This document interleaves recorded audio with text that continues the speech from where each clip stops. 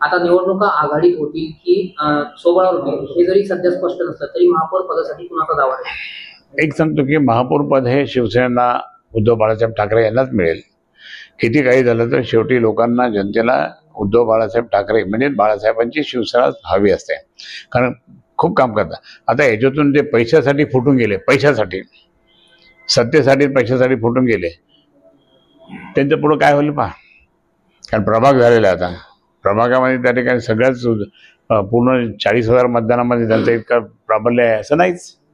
फक्त एका गल्लीत प्राबल्य असतं या लोकांचं. आणि त्यांनी मुद्दाम आता म्हणजे दोन्ही पण, म्हणजे शिंदे असेल किंवा भाजप असेल, यांनी जे लोकांना घेतलं ते लोकांना घेऊन त्या ठिकाणी त्यांचं नुकसान होणार आहे त्या लोकांचं. माहिती काय नाही.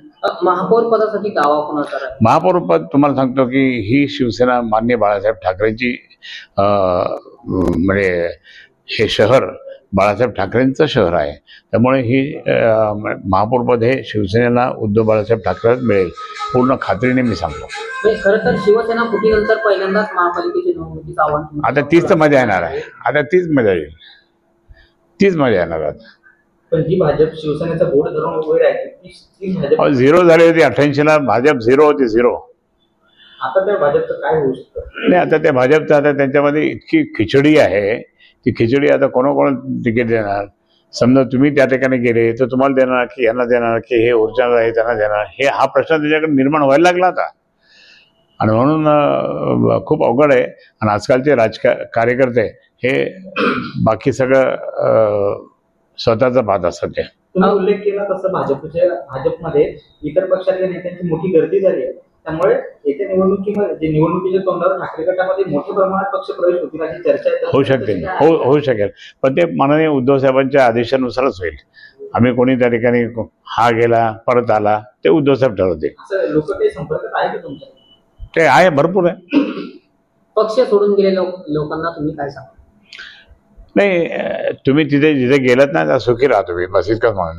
आता इकडे चेहरा पण दाखवू नका आम्हाला. तुम्ही तिकडेच जा आणि तिकडे भांडा, काही करा, आणि तुम्हाला तिकीट मिळतं की नाही मिळतं, तुम्ही निवडून येता की नाही येते पहा. पण आता जसे निवडणुका जवळ राहिल्या त्याप्रमाणे समजा उघड्या गटाला खिंडार पडत आहे.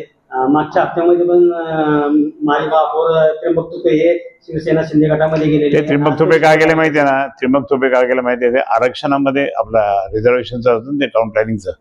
त्या टाउन प्लॅनिंगच्या याच्यामध्ये त्यांच्याकडनं काही चुका झाल्या असतील आणि म्हणून ते चुका झाकण्यासाठी ते गेले असतील. बाकी तसं शिवसेनेच्या बाबतीत त्यांचं काही मत खराब नाही आहे, चांगलं होतं. आणि नेत्यांच्या बाबतीत सुद्धा मत चांगलं होतं. पण त्यांच्याकडे जे काही चुका त्यांनी केल्या होत्या त्या चुका दुरुस्त करण्यासाठी ते शिंदे गटात गेले. पक्षाची गळती थांबवण्यासाठी, म्हणजे गळती दिवसेंदिवस वाढत चालली, ही गळती थांबवण्यासाठी स्थानिक नेत्यांना अपयश येते असं बोललं जातं. तर याला जबाबदार कोण आहे? नाही, अपयश काही येत नाही, अपयश येत नाही. मी संस्थापकापैकी एक आहे. मला त्या ठिकाणी माझ्या शिवसेनेची त्या ठिकाणी मला काळजी आहे. आणि मी त्या ठिकाणी एकही दिवस कुठं गेलो नाही. म्हणून मी त्या ठिकाणी माझी शिवसेना ही ज्यांनी अनेक कार्यकर्त्यांना महापौर केलं, अनेक कोणी सभापती झाले, कोणी स्टँडिंग कमिटी झाले, कोणी जिल्हा परिषद अध्यक्ष झाले, कोणी काय, हे जे माननीय बाळासाहेबांच्या आशीर्वादाने, उद्धव साहेबांच्या आशीर्वादाने झालं ते परत तसेच दिवस यावत म्हणून हा माझा प्रयत्न आहे. परंतु ज्यांना शिवसेनेने मोठं केलं तेच आज सोडून गेलेले, जसे नंदकुमार घोडेले असो, त्र्यंबक तुपे असो, ते फक्त पैशासाठी किंवा पदासाठी गेले असतील. जे स्वार्थासाठी गेले ना ते कधी टिकत नसतात. पण हे जे लोक गेले तशी तुमच्याकडे जी किंमत होती तशी तिकडे मिळते का? त्यांना कोणी विचारत पण नाही. तिथे काय अवस्था, काही अवस्था खूप वाईट आहे, खूप वाईट अवस्था आहे. भाजपमध्ये प्रवेश केलाय, इथून व्यास हे जे काही लोक शहर कोणी चिल्लर आहे ते चिल्लर लोकांना काय किंमती करायचे. आणि अशा चिल्लर लोकांच्या मध्ये मी काय बोलू? मी मोठा शिवसेना नेता आहे. त्यामुळे चिल्लर इकडं तिकडे फिरत असतं, इकडं जा तिकडं जा तिकडं जा असं, आणि काहीच होणार नाही. शिवसेना 40 आमदार गेले, खासदार गेले, शिवसेना फुटली नाही, शिवसेना अभेद्य राहिली उद्धव साहेबांच्या नेतृत्वाखाली. ती सुद्धा आताही सुद्धा अभेद्य राहणार. आणि त्यानंतर पुढे पहा काय काय होतं त्या, फक्त यांचे हाल काय होतं पहा. नंतर यांना वेटिंगवर थांबावं लागेल पक्षात यायचं असेल. नाही, आता गेले ते गेले. जे गेले ते जिथे गेले तिकडे सुखी राहा म्हणा. बरं. दुसरा असा प्रश्न, राज्याच्या दृष्टीने महत्त्वाचा असलेल्या मनोज जरांगे यांच्या नेतृत्वात आंदोलन सुरू आहे आणि त्या ठिकाणी जिथे उपोषणकर्ते आंदोलन करते त्यांची मोठी गैरसोय मुंबईत होते, सरकार अडवणूक करते असा आरोप होते.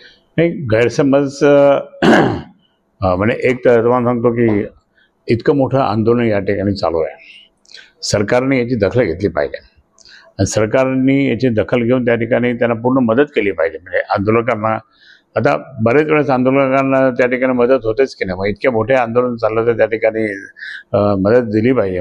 जरांगे पाटील एक प्रामाणिकपणे त्या ठिकाणी मराठा समाजासाठी काम करत आहेत, तर त्यांच्या ह्या आंदोलनाला म्हणजे शिवसेनेनी आणि शिवसेना पक्ष म्हणून उद्धव ठाकरे यांनी पहिल्या दिवशीच पाठिंबा दिला.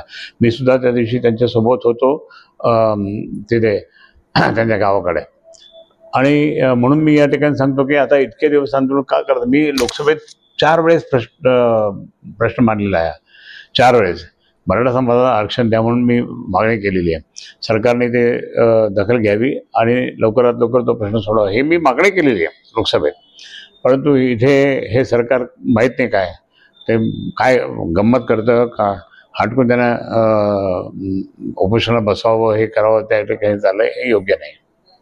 या संदर्भात संजय राऊतांनी सकाळी पत्रकार परिषद घेतली, त्यामध्ये फडणवीसांना अडचणीत आणण्यासाठी शिंदे मराठा आंदोलकांना वेगळ्या पद्धतीने मदत करत आहे असा आरोप नाही, ते राऊत साहेबांनी सांगितलं असतं ते ठीक आहे, त्यांचा बरोबर आहे, ते ज्येष्ठ नेते आमचे.